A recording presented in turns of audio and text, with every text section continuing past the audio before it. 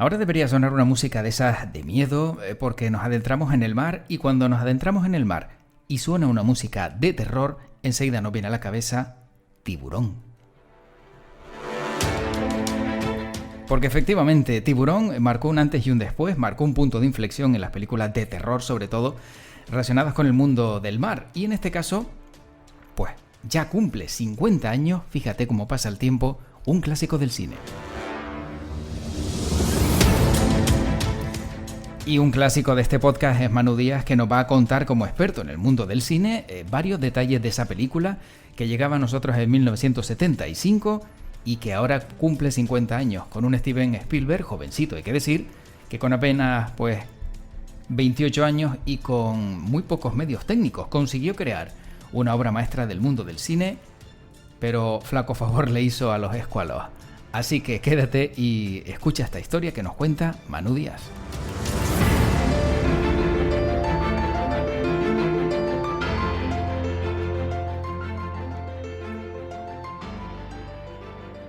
Y como siempre, hablamos de cine y encima, hoy con los dientes afilados con Manu Díaz. Manu, ¿qué tal? ¿Cómo estás? Muy bien, bueno, afilado, pero no vamos a hablar de vampiros, vamos a hablar de otro tipo de dientes, o mejor dicho, de mandíbulas. Efectivamente, sí, sí. Bueno, más bien mandíbulas y seguramente algún trocito de carne entre colmillo y colmillo, pero no de vampiros ni nada parecido, sino del mundo acuático, ¿no? 50 años ya, Manu.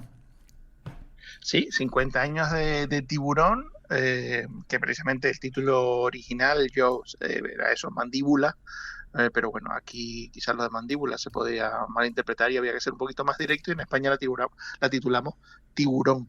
Eh, Estrenada en 1975 y que generó dos olas principales. Sobre todo viniendo de ser una película de corte marítimo. La primera ola es que en pleno verano a todos nos dio miedo de meternos en la playa. Y la segunda ola, que llega hasta el día de hoy, es que generó lo que se llama el blockbuster veraniego. O sea, hasta el estreno de Tiburón, el verano era una de las épocas más flojas a nivel de taquilla cinematográfica, porque la gente se iba pues precisamente a eso, a la playa o al monte y no iba al cine. Pero de repente se vio que bueno, la gente por estar de vacaciones, pues también podían dedicar tiempo a ir al cine y a partir de ahí, pues se generó ese movimiento dentro de la industria del cine de Hollywood de empezar a preparar películas, digamos, de corte muy comercial para estrenar en verano y atraer pues a ese público a las salas, algo que a día de hoy pues ya casi que lo tenemos asociado al ADN. Sí, porque además, como tú bien dices, todo esto hizo que muchos tuvieran miedo, ¿no? A la hora de meterse al agua. Para otros también fue una excusa perfecta, decir, no, yo no me meto por el tema del tiburón y demás, los que nunca les ha gustado bañarse, pero flaco favor le hizo también al tiburón, ¿no, Manu? Porque los expertos siempre han asegurado que tan malos no son. Sí, es verdad que bueno, esa es una tercera ola, desde luego las dos primeras yo creo que dos olas positivas, la tercera ola desgraciadamente muy negativa y es que eh, es la imagen del tiburón generó también una agresividad del ser humano hacia los tiburones que fue bastante virulenta hasta el punto de llevarlos casi a la extinción. De repente, pues bueno, la gente llevaba por el miedo y por la temática de la película, pues de repente empezaron a ver a los tiburones como una especie asesina y parecía que había carta blanca para cazar tiburones. Y desgraciadamente, pues bueno, fue una de las repercusiones de esta película, algo por lo que Steven Spielberg pues, siempre ha pedido disculpas porque no era de luego su intención generar pues esa violencia hacia esta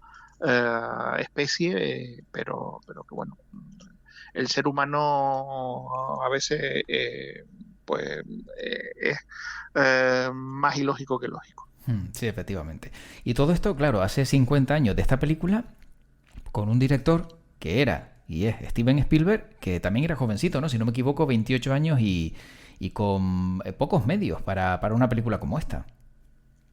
Sí, bueno, a ver, estas no podemos decir que fuera su gran superproducción, porque no era una superproducción, pero es verdad que Steven Spielberg no era todavía un director establecido. Fue Tiburón, precisamente la película que le situó en el panorama cinematográfico. Eh, Había dirigido, sí es verdad que una serie de trabajos anteriores que le habían dado buena reputación. Había empezado en televisión, en series como Alfred Hitchcock Presenta. eh, Se hablaba muy bien de él como, bueno, una joven promesa del cine. Había hecho una TV movie que después, por ejemplo, en España sí la vimos en cine, no la vimos en televisión, que era El Diablo sobre Ruedas. Había rodado su primer largometraje cinematográfico, que era Loca Evasión, pero bueno, seguían siendo películas pequeñitas. De repente, pues bueno, se le ofrece dirigir esta película que estaba basada en un bestseller, una novela de Peter Benchley que había funcionado muy bien a nivel editorial y claro, enseguida pues Hollywood quería hacer su adaptación al cine. Y se le ofrecen pues eso a un joven director del que había muy buenas referencias, pero que desde luego pues iba a ser digamos, se le contrató más porque su caché era barato más que por las buenas referencias que tuviera previamente, ¿no? Entonces, eso fue lo que le permitió colocarse al frente de esta película y donde por diferentes circunstancias dentro de la producción, pues Steven Spielberg demostró que tenía la habilidad y que tenía los recursos de un maestro del cine a pesar de su juventud. Claro, a pesar de su juventud y como decíamos, con pocos recursos y encima, pues te abre la puerta ya a ese mundo del séptimo arte y te abre la puerta grande, ¿no? Porque has demostrado que con poco has hecho mucho y has conseguido un punto de inflexión en la cartelera. Sí, bueno, eso, la producción de la película fue una producción, fue un desastre de Mm. producción. O sea, si tuviéramos que poner en la balanza, digamos, los elementos que acompañaron a la producción de la película, lo natural, digamos que el efecto lógico hubiese sido que hubiese salido un desastre de película. Y precisamente ahí es donde está el genio de Steven Spielberg, de una serie de circunstancias absolutamente desastrosas, de debacle absoluta de la producción, poder sacar toda una obra maestra, una de las películas absolutamente referenciales de los últimos 50 años del cine y mostrar un tipo de narrativa que era completamente, vamos, no completamente, pero sí opuesta a lo que la gente esperaba que iba a ver. La gente esperaba que iba a ver una película de monstruos, una serie B tipo película de años 50, de aquella época que había tarántulas gigantes y había Mm. todo tipo de bichos gigantes, pues pensaban que iban a ver algo así. Y en este caso, pues como digo, por la circunstancia de la producción, Spielberg tuvo que cambiar todo el plan de rodaje y adaptarlo a las circunstancias que él tenía sobre la mesa que no era el plan de producción inicialmente previsto. Por de pronto, pues decíamos que no es una película, no es una superproducción. El coste de la película fueron 9 millones de presupuesto al final, después de todos los descalabros que tuvieron que pasar, pero la mayor parte del presupuesto se fue a lo que iba a ser el gran atractivo de la película, que era el tiburón. Mm. Se generaron tres tiburones animatrónicos tamaño real, o sea, tamaño real del tiburón blanco que iba a salir en la película, que era de por sí ya pues, un tiburón blanco gigantesco. Pero de los tres animatrónicos solo funcionaba uno y de vez en cuando. Ostras. O sea, Entonces, claro, el plan de producción de aquí se ve el tiburón, aquí se ve el tiburón, aquí se ve el tiburón, no podía ser porque dependían mucho, o sea, no podían parar el plan de rodaje mm. eh, porque el tiburón no funcionara y entonces Spielberg tuvo que buscar formas imaginativas de que el tiburón estuviera aunque no se le viera. Y el principal recurso fue utilizar la perspectiva en primera persona, es decir, el hecho de que el espectador viera las cosas desde la mirada del tiburón y no desde la mirada de los personajes humanos. Y eso fue lo que cambió radicalmente la película y el gran acierto de Tiburón, donde no es el hecho de ver digamos una figura aterradora que a lo mejor en el 75 hubiese valido, pero vamos, 5 o 10 años después ya le veía ya les veías el engranaje al tiburón, sino cambiarlo de tal manera que se convirtiera en algo sugestivo y que digamos que el propio espectador se viera inmerso en la película y no lo viera con cierta distancia. Claro, entonces de una carencia, ¿no?, de un problema, supo sacarle un gran beneficio, que fue esa cámara subjetiva que hacía al espectador sentirse como el tiburón atacando a sus víctimas. Pero Manu, yo no sé si dentro de todo lo que gira en torno a esta película en esos 50 años se sigue poniendo en la balanza lo importante que fue la banda sonora. Hombre, por supuesto. Es que si el tiburón no se ve, se tiene que oír. Claro. Y ahí, por supuesto, pues entra también la colaboración con John Williams. Esta era la segunda colaboración de Steven Spielberg con John Williams. Spielberg, pues digamos desde muy joven siempre le gustó mucho la música para el cine. Recordemos que además su madre era pianista, él tiene cierta formación musical, no es músico, pero tiene conocimientos musicales. Y precisamente cuando él fue a rodar su primer largometraje, que era Loca Evasión, pues había un compositor que le había gustado, había hecho la música de una película que se llamaba Los Rateros, con Steve McQueen, y él decía, bueno, pues este es el tipo de música que yo necesito para mi película. Y contactó con ese músico, tuvieron una reunión en la que, por cierto, John Williams llegó y le dijo, oye, me parece muy bien, me encanta tu proyecto, pero la música que yo he hecho para Los Rateros no sirve para tu película hay que hacerla la música hay que hacerla de otra manera. Y Spielberg en un primer digamos en un primer momento de confianza hacia John Williams, pues aceptó la propuesta de John Williams, que era pasar de una música sinfónica con toques de country a un tema tocado principalmente con armónica, y a partir de ahí, pues bueno, hubo una muy buena relación, y Tiburón fue el segundo golpe de confianza. Spielberg dice que la anécdota es que Williams siempre compone a piano, es un compositor clásico, no utiliza ordenadores, y él siempre compone a piano. Y Spielberg siempre, cada vez que Williams tiene cuál va a ser el tema principal de la película, pues va a casa de Williams y Williams se lo toca a piano. En este caso, pues Spielberg fue a casa de John Williams tocó el tema de Tiburón a piano, y Spielberg pensó que estaba de broma, porque digamos que esa repetición de notas espaciadas y que poco a poco pues cada vez son más próximas, pues pensó que era una broma de John Williams, y decía, bueno, todavía la verdad es que no tenemos confianza, pero fíjate tú, qué bromista es John Williams gastándome la broma con esto. John Williams dice, no, que es en serio, que este es el tema. Y tal es así, pues de nuevo, como decimos, esa confianza de Spielberg, dijo, bueno, si tú lo ves, yo confío en ti. Y ahí lo tenemos a día de hoy.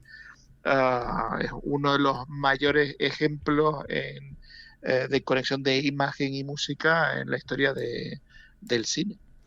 Vaya tándem, porque se podía haber puesto bravo y decir, no, yo quiero una como la otra película, y realmente a lo mejor pues haber hecho una chufla, ¿no? Y no conseguir que Tiburón sea lo que es también, como decías tú, no solo por no verse el tiburón, sino por intuírsele, ¿no? Con esta música tan, digamos, tan de tanta tensión, porque es una música que genera mucha tensión en cualquier momento. Claro, en el contexto adecuado, y porque ya la tenemos asociada, claro. Pero claro, tú imagínate sin tenerla asociada a ese tiburón que, sobre todo digamos el prólogo de la película, esa escena de esa bañista que es atacada por el tiburón, sin tener esa imagen sino simplemente oír una serie de notas, pues claro, esa serie de notas no te aportan nada si no la vinculas a una narrativa, a unas imágenes y a eso, a esa figura del tiburón aproximándose. Efectivamente. Manu, y no sé qué más puedes destacar de estos 50 años de una película como esta, un icono y medio siglo. Bueno, por de pronto, bueno, hay muchísimas anécdotas que van con la película, pero no solo Tiburón se convirtió en el primer blockbuster veraniego de la historia del cine, sino que con el paso del tiempo se ha mantenido la tradición de película de tiburones eh, en verano. O sea, aparte de las diferentes secuelas que tuvo la película, que bueno, oficialmente son 4 las entregas de Tiburón, incluyendo la inicial de Steven Spielberg. Tenemos pues ese Tiburón 3 apócrifo de producción italiana, por la que hubo también un rifirrafe a nivel legal, porque además coincidió con el estreno, o fue poco previo al estreno de la Tiburón 3D, que es la tercera entrega de Tiburón dentro de la saga original. Pero aún así, fíjate, cada verano fíjate que va a haber una película de tiburones en cartelera, de mayor o menor producción, pero seguro que cada verano nos toca una película de tiburones. Sí, que si no sale un megalodón, sale un tiburón contra un no Godzilla, pero contra el megapulpo, pues cosas de estas que se les ocurren a algunos que al final, como dices tú, aprovechan un poco el tirón, ¿no? Efectivamente. Y bueno, un poco como pasó también, por ejemplo, con El Exorcista, que desde el estreno del Exorcista, todas las películas que van vinculadas con posesión demoníaca parecen que son una reiteración del mismo guión, pues en muchos casos, muchas de estas películas al final acaban siendo una reiteración de el propio Tiburón de Steven Spielberg. Eso sí, ya, digamos, los nuevos se preocupan de que se vea un poquito más al tiburón, incluso el propio Steven Spielberg ha dicho que a lo mejor a día de hoy, 50 años después, pues el formato de tiburón tal y como funcionó en el 75 no funcionaría en el cine actual. El público actual necesita ver al monstruo, no se le puede, digamos, dejar por intuido. Pero bueno, es verdad que pese al paso del tiempo, Tiburón como película sigue siendo un reloj perfecto que funciona cada engranaje y que sigue teniendo el mismo efecto en el público que hace 50 años. Manu, y sobre los actores, ¿qué puedes decir? Porque claro, el protagonismo prácticamente se lo llevó el tiburón, ¿no? Richard Dreyfuss, Roy Scheider, perdón. ¿Qué se puede decir al respecto de estos actores y alguna actriz también que había que no sé si se vieron muy eclipsados por el dichoso tiburón? Bueno, en este caso, el protagonismo sí cae, hay digamos, un triunvirato protagonista, que como tú bien dices, es Roy Scheider, Richard Dreyfuss y Robert Shaw. Eh, en este caso, por ejemplo, Richard Dreyfuss sí tendría una mayor continuidad en el cine de Spielberg, porque después protagonizaría Encuentro es la tercera fase, sería también el protagonista de Always. Entonces, pues bueno, durante un tiempo casi que Richard Dreyfuss fue el alter ego de Spielberg en pantalla. Roy Scheider también es verdad que es otro actor que sí se sintió, eh, digamos, encasillado en el papel de la película. Repitió en Tiburón 2, pero después ya se negó a continuar. Y el caso de Robert Shaw es un caso especial, era un actor que ya venía con una trayectoria detrás, y que a pesar de todo, es un actor ya reconocido tanto en cine como en teatro, pues su papel de Quint, pues yo creo que ha pasado a ser uno de los personajes más atractivos de este tipo de cine, un personaje rudo, y la interacción entre los tres personajes con sus pullas internas y cómo pues son tres personajes muy diferentes entre sí y acaban pinchándose los unos a los otros, pues también respondía a, pues bueno, a ciertas discrepancias entre los tres actores, sobre todo Richard Dreyfuss y Robert Shaw, que parece ser que no se llevaron especialmente bien durante el rodaje, y el hecho de que sus personajes en pantalla tampoco terminen de encajar el uno con el otro, pues quizá viene también marcado por esa tirria que se tenían los dos actores. Pues fíjate que hace no mucho veía precisamente algunas de las escenas de Tiburón, justo cuando están en el barco, y precisamente Robert Shaw le dice, pon esta dirección, 4 nudos, dirección sur-suroeste, y las caras que se ponían uno al otro, sinceramente decía, oye, qué bien lo hacen, ahora me está desvelando que se llevaban fatal, con lo cual entiendo que no le costó mucho, ¿eh? Sí, hay una obra de teatro, el hijo de Robert Shaw escribió una obra de teatro basada en este caso obviamente más desde la perspectiva de su padre, ¿no? Un poco en las anécdotas que su padre le contaba del rodaje de Tiburón, pero hay una obra de teatro que se centra sobre todo en la interacción de los tres actores durante el rodaje de la película, y se veía pues las trifulcas y los chocamas. Pues Robert Shaw era un actor pues de línea más de una tradición más clásica, y Richard Dreyfuss era un actor de nueva generación, ¿no? Quizás no tanto un actor del método, pero bueno, digamos, eran dos formas de entender la interpretación muy diferentes unas de otras. Claro.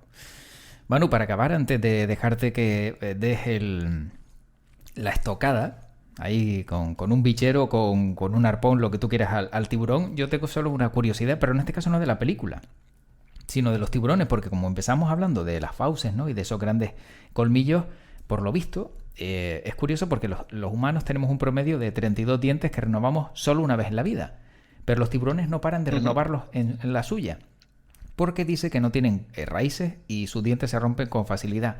Y por lo visto un tiburón tarda alrededor de una semana en caerse y el nuevo diente puede aparecer en tan solo un día, por lo que pueden perder hasta 1000 dientes por año, y un tiburón tigre puede producir 24.000 dientes durante una década, o sea que son una fábrica de dientes de manera constante.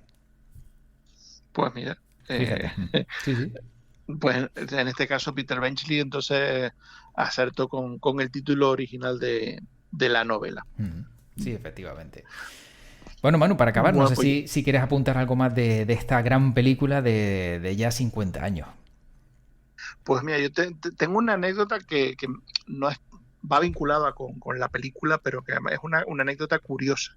Hay una escena en la película, una escena que es el ataque del tiburón en la playa, donde el personaje de Roy Scheider está continuamente pendiente, le da la impresión de que está el tiburón, pero no termina de avistarlo hasta que el tiburón devora a uno de los niños que está en la playa, que es uno de los momentos, una de las bofetadas fuertes, porque no se come a cualquier bañista, se come a un niño.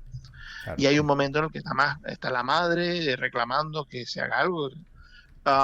Pues la madre estaba interpretada por una actriz que se llama Lee Fierro, y el personaje del niño, o sea, ella interpretaba a la señora Kidner y el niño era Alex Kidner, y un día, décadas después de haberse estrenado la película, pues Lee Fierro está pasando por una playa y ve un restaurante que se titula El Sándwich de Alex Kidner, y se quedó extrañada con el nombre del lugar, y entró. Y resulta que el gerente del restaurante, o sea, el dueño del restaurante, era ya adulto el niño que había interpretado a su hijo. Entonces ella preguntó, le salió él y dijo, hola, yo soy tu madre.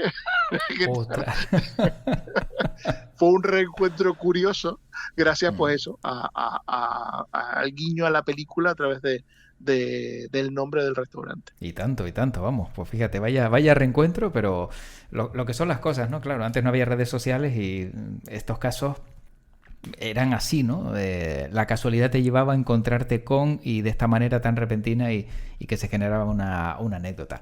Manu, para quienes no hayan visto la película, que me parecería raro, lo digo sobre todo porque hay personas de nuevas edades, ¿no? Nuevas generaciones que no sé si la han visto, hay que verla sí o sí. Por supuesto, sí, esto es uno de los grandes clásicos que hay que ver al menos una vez en la vida y como mínimo dos. Quentin Tarantino decía que es una de las, la tiene en su listado de las películas perfectas, películas eh, que no tienen una falla, que la veas, cuando la veas siempre va a funcionar a la perfección y yo ahí estoy de acuerdo con Tarantino. Es una de esas películas que pese a todo el volumen de accidentes y contradicciones que tuvieron lugar durante el rodaje, el resultado final es una película redonda. Pues si lo dice Tarantino, me fío. Y si lo dice Manu, ya me fío el doble. Con lo cual, para quien no lo sepa, fundamental, ver Tiburón. Y si ya la viste, pues volver a verla. Porque seguro que pasan muchos años y es una película que merece la pena. Manu, terminamos. Como siempre ha sido un auténtico placer ver cómo de las películas de terror, esta es una de las buenas, que tampoco es tan terrorífica, y hablar de ella en este ratito de World Media, en este podcast, y como siempre ha sido un placer. Y bueno, ya sabes lo que siempre me gusta decir para acabar, ¿no? Que tu podcast te acompañe. Pues larga y próspera vida al podcast. Que así sea. Gracias, Manu.